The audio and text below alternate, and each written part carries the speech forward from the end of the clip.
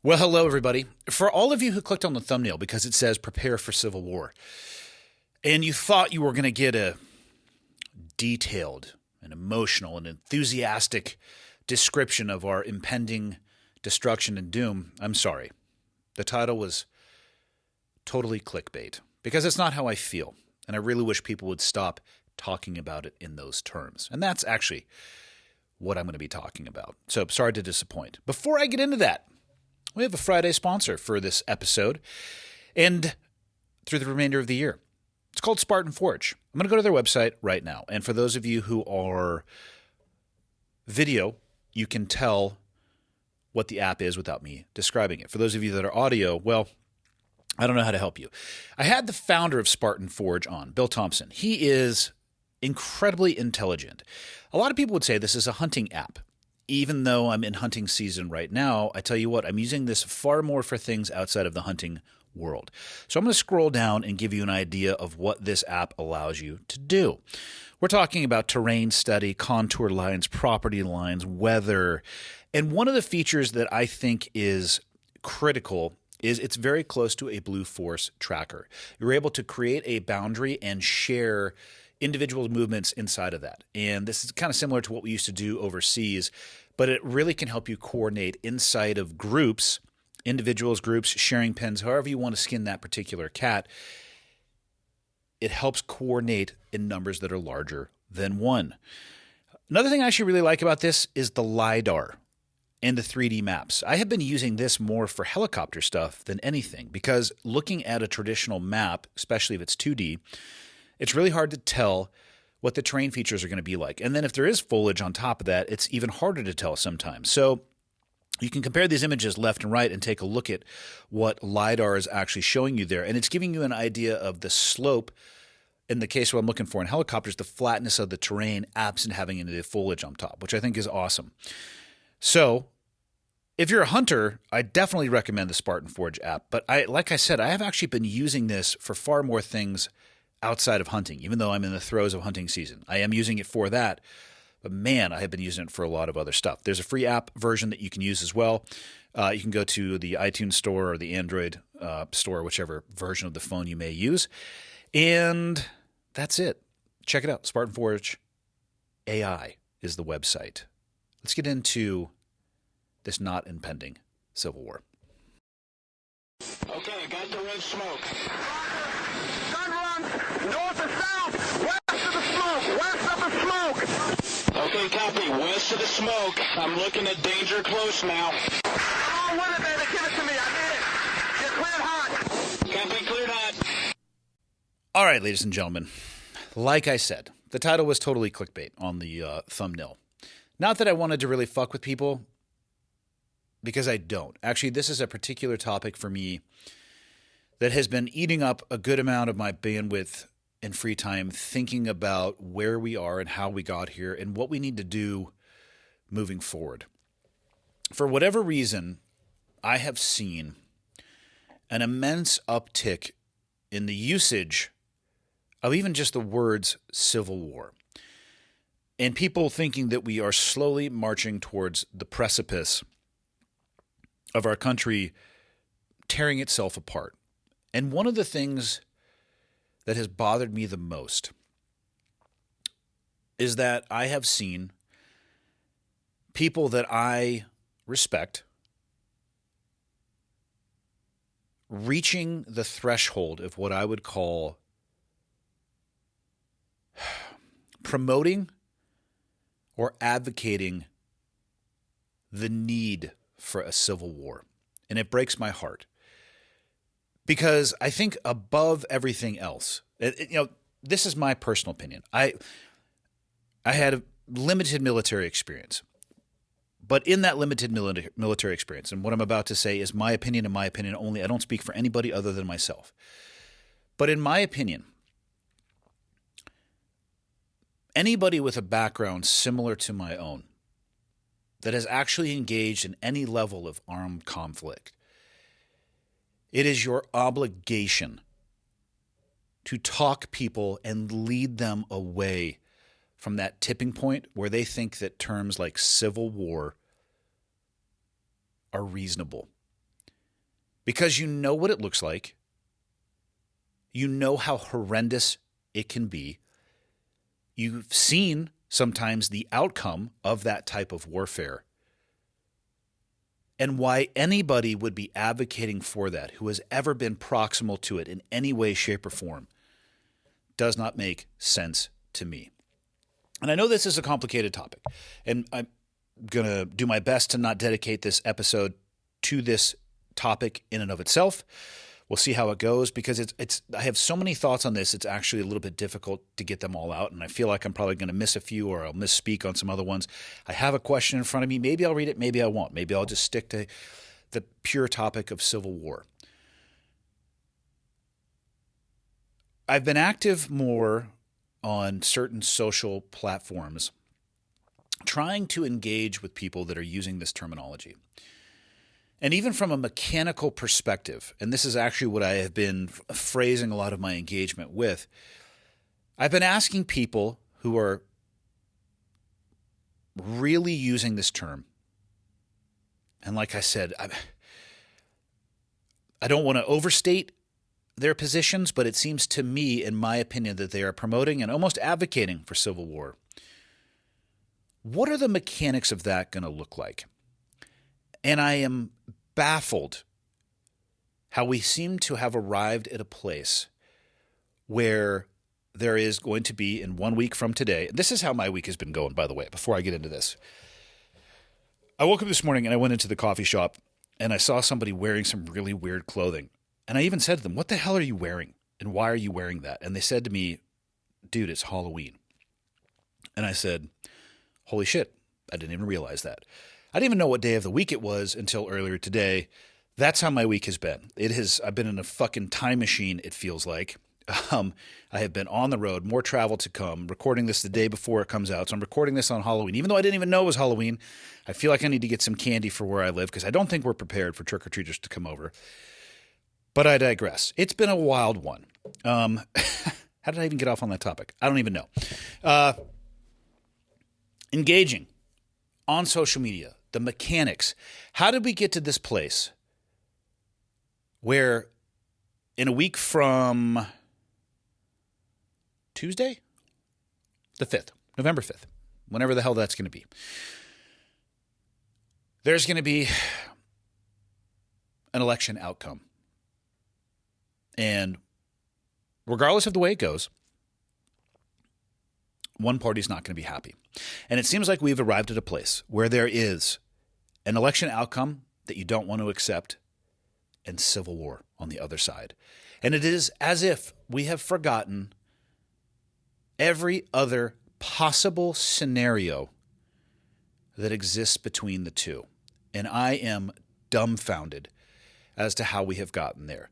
And some of the responses that I've received on social media of people explaining their position and why they feel that way, it's rhetoric. It is the left or it is the right. And these people are saying this and these people are saying that. So I have to do this, that, or the other. The justifications are interesting, to say the least. Oftentimes, in my opinion, not very nuanced and don't seem to be very well thought out. They seem to be emotionally based.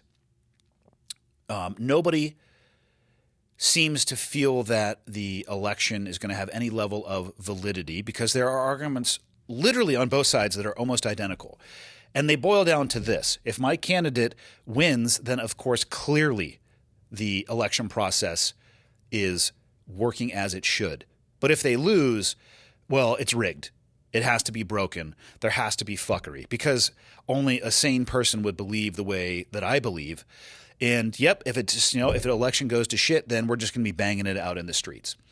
So I've been asking people online to break down for me the mechanics of what that would look like. What would a civil war look like if we somehow lose complete and utter faith in our election system, which I am not saying is not flawed by any stretch of the imagination? I'd actually be shocked if there wasn't fuckery in any election since the inception of elections. Now, we could argue about the scope, size, and scale, but I don't think we've ever had an election that was without interference or tampering to some degree.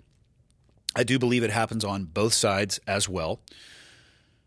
But if we lose that, and I hear these people, prepare yourself, get ready for a civil war, It's getting ready to go down. What the fuck do you mean by that? Can we take a breath and a break for a second? Can we take a literal and metaphorical knee and breathe? Can somebody break down for me what it looks like? What does your enemy look like in this civil war?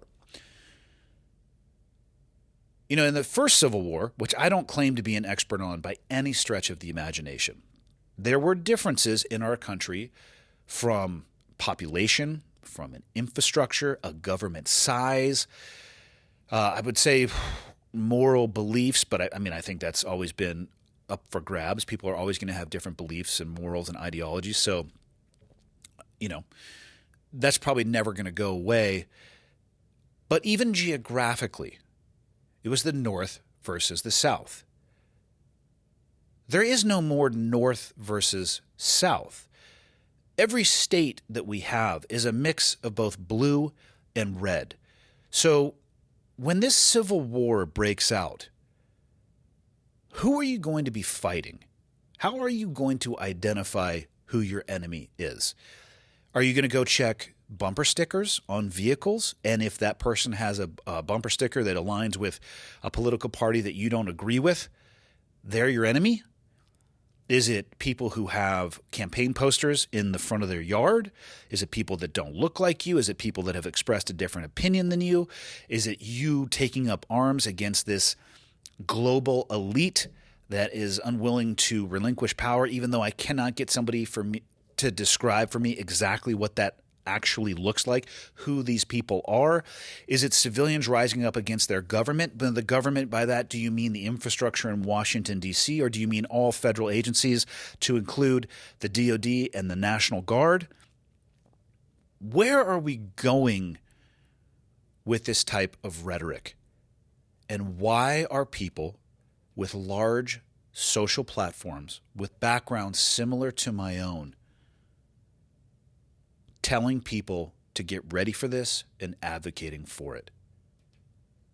It fucking breaks my heart because I, again, and my opinion only counts for me, believe they have an obligation to lead people in the other direction. I cannot fathom a world in the United States where Americans are taking up arms against other Americans because of the outcome of a political election. Conceptually, yes, I guess I could see how that would happen. But the mechanics on the ground, I don't think people are ready for that. And that is why I don't understand why those who have touched it would do anything other than stand up and be a leader and try to talk people away from that. We need to explore every other option available before even bringing that option to the table. And people will say, well, we have. No, we fucking haven't. We really haven't at all. And if you don't believe me, at the end of this election cycle, do me a favor and look at the number of people who voted versus the number of people who were eligible to vote. And just get out of here already with the, there's 20 million illegals that are going to be voting and all of these things. Just look at the percentage of people in the United States who had the legal right to vote who chose not to. And until we can get that number as close to 100% as possible, that should actually probably be what we should be leading with as opposed to talk about civil war. It is disheartening. It is language that is not helping anybody. If anything, it is inflating and throwing logs onto a fire of what already is, or what seems to be, a tinderbox of absolute and complete emotion. God, it goes so much deeper than that too. People talking about, well, this person endorsed that person and that person. Who gives a shit? Why do people feel obligated to tell anybody who they're going to be voting for? Why do we feel obligated to wear our feelings and beliefs on our sleeves or on our flag or our car and our bumper sticker? Is it, and if you want to be that person that has those beliefs and that are doing that, by all means do so. But why? People have asked me for the last month, who am I voting for? Here's my answer. None of your fucking business. I have friends that are going to vote left, and I have friends that are going to vote right. And nobody is going to be treated any differently by me based off what they tick or press or whatever it may be in the ballot box, whatever format they may be voting. It's not going to change how I treat you. I'm actually really grateful we live in a place where, A, we have a choice, even though I think an argument could be made that if the two candidates we have presented in front of us are the best that 360 plus million people have to offer, we should probably rework our system. And I've said that time and time and time again, that I feel like changes need to be made and that our government is too big. And that's a subject for an episode for another day. And it's ground that I've already tilled multiple times. And so in an attempt not to repeat myself, I'm going to leave that one to where it is. But I don't think people understand what we have.